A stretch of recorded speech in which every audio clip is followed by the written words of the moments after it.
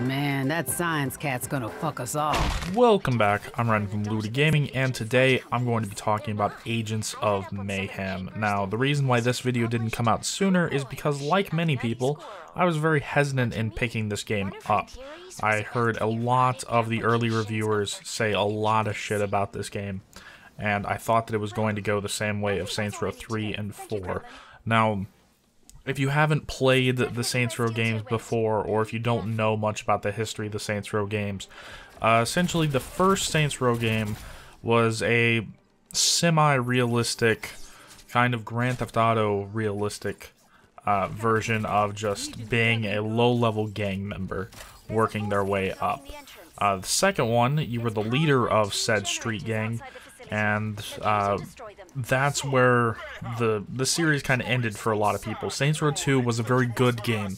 I would even say it's better than Grand Theft Auto 4, which was its main competitor at the time. I could go into a whole video on why Saints Row 2 is better than Grand Theft Auto 4, but then they came out a little bit later with Saints Row 3, changed up the art style, the way that the game played, a whole bunch of different stuff, just keeping the kind of basics of you being the leader of a gang.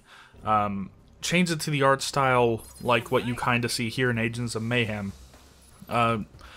Then, after a while, bit longer, Saints Row 4 came out, keeping the same art style, the same weird stuff that they added in Saints Row 3, taking even more away from Saints Row 2's kind of stuff that people liked, and then nothing for the longest time. It's been years since we've heard anything to do with Saints Row, and then this game comes along, and while this isn't a straight Saints Row game, this is still set in the Saints Row universe, and so that kind of put some expectations on people, and that's kind of the reason why this didn't exactly go over well with some people, for a myriad of different reasons. For one, people want them to go back and make another game that's pretty much just more Saints Row 2, and so that kind of didn't bode well with the people that thought Saints Row 2 was the best, and then the people that did like Saints Row 3 and 4 wanted more of that. And this game isn't Saints Row 3 or 4 either, so kind of messed with some of those people. So overall, go in with this kind of knowing what Saints Row is, but don't really put a whole bunch of expectations on this game because of Saints Row. Now, while I do say that, this is still a pretty decent game, and I would actually go to say that it's better than what most reviewers have been saying that it is. Now, no, I'm not saying that this game is perfect or anything. I'll get into the myriad of problems that it has here in just a few minutes, but let's start off with the good stuff. The first one of which is kind of the story. A lot of reviewers were actually saying that this was a pretty weak story, and I gotta say, I don't think that it was meant to be all that great. It's like Saturday morning cartoons level of story, and this game plays like a Saturday morning cartoon, so it's perfectly acceptable for it to have that kind of story attached with it. Going back and looking, cartoons like G.I. Joe and other ones like that didn't really have that great of a story either, so I think that a lot of the reviewers completely missed the mark on that one, and while this isn't the best story, it's still a pretty decent game story. It doesn't take itself seriously, and that's really something that we don't get all that often in games like this. There's a bunch of open world games with a bunch of, like, really silly things when you think about it, but they take themselves super seriously, and this game thankfully does not do that. So it gets away with some stuff for being kind of self-aware that it's just a fun video game. So let's move on to some more of the really fun stuff, and that is the different characters that this game has. And once again, the reviewers that I've seen have mostly said that these characters are pretty flat and that their stories aren't exactly all that fleshed out. Now, that is kind of true. You aren't given much of their story, but you are given enough of their story to tie them into the main game and to pretty much a lot of the other characters.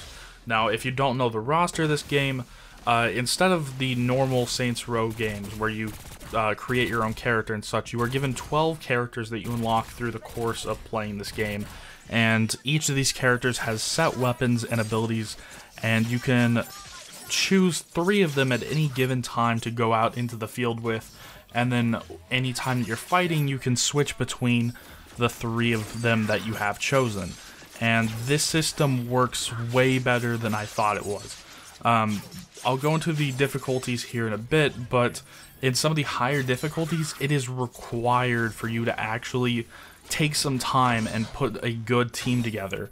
And each of the characters level up separately, and I kinda don't like that if you play one character for a really, really long time, then some of the other characters that you might need to switch to later might not be as leveled up, and there's not exactly a quick way to level up characters, so that is a little bit of a hindrance. But each of these characters does, in fact, actually have a pretty fleshed out story. The one that you're seeing me use most of the time, Braddock, I can tell you what she was doing before she joined the Agents of Mayhem. I can tell you why she joined them. I can tell you why she's going after the specific things that she's going after. I can do that for several other characters, things like Shahrazad and Yeti, and quite a few of these other characters. You can actually tell like a whole bunch of stuff about them if you actually pay attention and do the missions that are designed for those characters. So it kind of baffles me when some reviewers are calling these characters flat and uninteresting. Each one of these characters has their own quirks and stuff that make them unique, and some of them are completely entrenched in the Saints Row universe, and then some of them are a bit of a departure from it. Both of which are good for the game, because there's a good variety of characters, both in what weapons they use and their play styles, their backgrounds, where they come from. Just everything about them is really diverse and lets you kind of play how you want to, and there's nothing bad about that. So I don't know where some of these reviewers are coming from saying that the characters aren't all that great. Heck, even some of the background characters like Persephone, Friday, and Gremlin all have pretty fleshed out stories if you actually take the time to listen to what they're saying. And I think that a lot of the reviewers kind of just skipped over that trying to get through this really quickly. So since we've talked about all the good guys, let's move on over to the cast of the main bad guys in the game. And with the bad guys, there is some good and some bad. For the average troops that you're going to be fighting, you are going to see a lot of the same enemies over and over and over again. But that doesn't exactly matter, as the amount of ways that you can go about killing the variety of different troops that there is to fight does kind of alleviate some of monotony of fighting the same 8 different kinds of enemies in the game. And yeah, that is correct. There's only 8 different kinds of enemies that you will encounter in the game. And so, thankfully, with there being a lot of different characters that you can control, that makes each of the regular troops not so boring, because you can kill them in interesting ways. As for the actual bosses in the game, there's 5. I won't spoil anything about them, but they are each unique, and they're a really big influence from like cartoon villains and cartoon villain tropes, and none of them are uninteresting. You find out everything that you really want to know about all the main bosses in the game. And so the enemies, I've heard some reviewers once again call them kind of flat, and I gotta disagree for the main bosses. But the regular troops, some of them do get kind of repetitive. So let's move on to some of the other things that I really like about this game. And I'll just rapid fire through some of these so that they don't take up a bunch of time. First off, we are in a place that is really not so common in video games. We are in Seoul, South Korea, and I can't think of another game off the top of my head that takes place in Seoul. So that's a pretty good take on that. Also, the customization. Each character, all 12 characters, has a variety of different outfits and weapon skins that you can put on them. I would say each of them has at least 5+ actual character skins and at least 5 or 6 different weapon skins. And then there is a bunch of different vehicles in the game, and each of those can have a whole bunch of different weapon skins on it as well.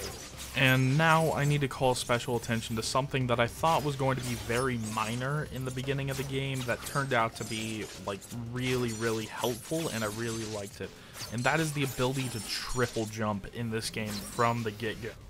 Now, it doesn't sound like it's that much of a big deal. Like most games like this, with the more cartoony style, have a double jump built into them. But having that third jump allows you to do so much more with the terrain that is very subtle when you first look at it, but going around it actually adds a bunch to your maneuverability to be able to have that third jump. And yeah, that's pretty much everything that I can think of off the top of my head for the good parts of the game. As I already stated, the story's good. The different missions that you go on are good. The characters are good. The skins that you can put on are really, really good and creative. There's a lot of Marvel superhero inspired skins and such. But let's move on to the bad, and let's start off with the most glaring problem that you will see throughout the game. And this pretty much entirely has to deal with the cars and vehicles in this game. I have no idea what happened. Even the driving in Saints Row 4 wasn't this bad. Every time that you drive a vehicle, it's like it's only taking suggestions for your inputs, and so it doesn't feel responsive to drive at all. Most vehicles take quite a bit to actually get to their top speed, and when they're at their top speed, they don't feel like they're going all that fast. And that might be a good thing too, because as soon as you get a car going somewhat fast in this game, the frame rate instantly goes down below 20, and that's pretty consistent every time that you start driving a vehicle. And on top of that, there is major pop-in that you can find in it. So far, I haven't actually ran into anything because of pop-in, but I could definitely see it happening. Then turning corners. I already stated how bad the regular controls are. They have built-in drifting in this game, and it just works atrociously. And I would never recommend anyone to actually try to drift without spending a little bit of time practicing that stuff, because that is not how a normal car would drift. And everything about the driving is just atrocious in this. And the weirdest part is that there's actually one car, the 3-wheel car in the game, that doesn't suffer from any of those problems. When you're driving the 3-wheel car, frame rate, if I can speak properly, stays solid. There's no pop-in, and you can turn just fine. So I have no idea what happened with the rest of the vehicles in the game, but that 3-wheel vehicle is pretty much the only thing that I would ever take out. And just a small little nitpick and design thing in this, all the cars are way too big for the characters. You can see that it looks like they're sitting in a small little car seat inside these huge vehicles, even though from the outside they don't look all that big. So that's a bit of a problem. On top of that, I already stated you're going to be seeing a bunch of the same basic enemies over and over and over again. There's only 8 different types of enemies in the entirety of the game. And to make it even worse, where you're going to be seeing these guys mostly is in hidden, like, hideouts that they have around the city of Seoul. And these hideouts, they aren't made beforehand. No, they're procedurally generated. And you can tell because you are running through the same rooms over and over and over again, and it gets so repetitive. By the 4th or 5th time that you go into one of these layers or dungeons or whatever you want to call them, you will notice that you're going through the same rooms just in a different configuration. So they really should have had a larger variety of rooms in there. And you might think, oh, you can just avoid that stuff. No, you have to go through these layers or dungeons or whatever you want to call them at least 15 to 20 times in the game, so they get super repetitive after a while. Thankfully though, when you get to the end of the game, most of them are pretty short, and you can get through them really, really quickly. Now, thankfully, that's all of the bugs and stuff that I encountered, but on the PC, I've heard things as bad as crashing, complete freezes, a whole variety of different issues with the PC version.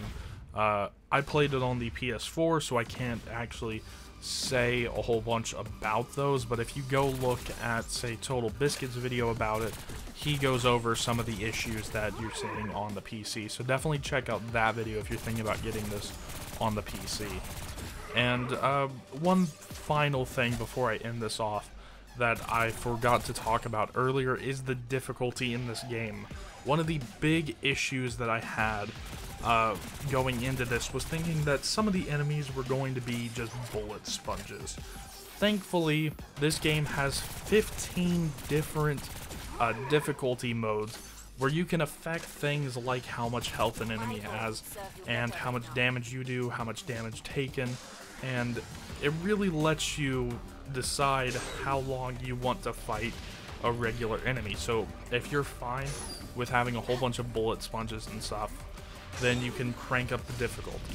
And if you don't want to, then you can take the difficulty down. And besides that, the only thing that the difficulty really affects is how much experience and money you actually get.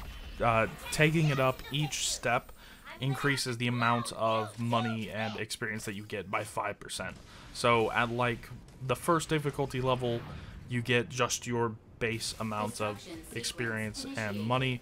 At the second difficulty level, you get 5% extra money and experience, and so on and so forth, all the way up to the 15th difficulty, which gives you a whole 75% extra money and experience. Now, thankfully, they didn't have 2 bullet spongy enemies most of the way up the scale. After going to like difficulty 11 or so, from 11 to 15, the enemies kind of get bullet spongy, but anywhere up to there is perfectly fine. Everything below that is really just how much trouble you want to have fighting the enemies and how much time you actually want to put into crafting a good team, because a good team is required to make it on some of the higher difficulties. So now that we've talked about all of that, let's go into my final thoughts and whether or not you should buy this game or rent this game or get on a deep sale or never touch it. So the critics said a lot of really, really negative things about this game, which put a lot of people off from buying it. Now, I don't think that this game is as bad as a lot of people were saying, but this game isn't perfect. And once you finish it, there's not really a whole much that you can go back and do. You can replay all the story missions, but that doesn't really add a whole bunch. There's nothing new for you to do once you finish the story. So overall, I think that this game is definitely worth picking up at a reduced rate. If you get it for like 15 or 20% off, it is definitely worth it to pick it up at that point, but I wouldn't go out and get this at full price. So that's going to be it for this. Remember, I'm Ryden from Blue Woody Gaming, and as always, I'll see you guys in the next one.